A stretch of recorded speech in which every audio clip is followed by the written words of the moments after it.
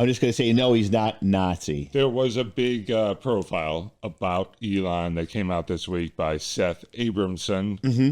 This is an exhaustive, detailed look at his life and how he has maneuvered his way into different companies, gained control, and also how he's kind of hidden his family's past and their ties and their different unmentionables, if you will.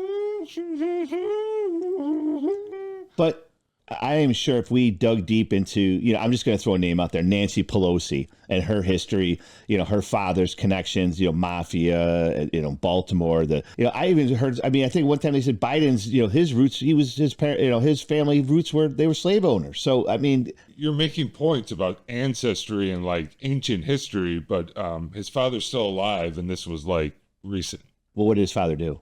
Well, you know about apartheid in South Africa. Yes. Yeah. He was one of the main guys, proponents of that. Let's just think about that for a second. Apartheid absolutely is wrong, right? I'm not going to sit here and defend that.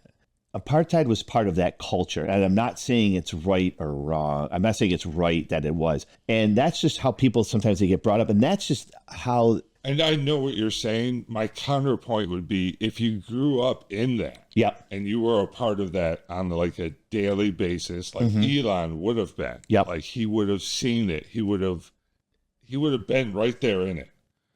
I think he would have come up with very strong opinions against it.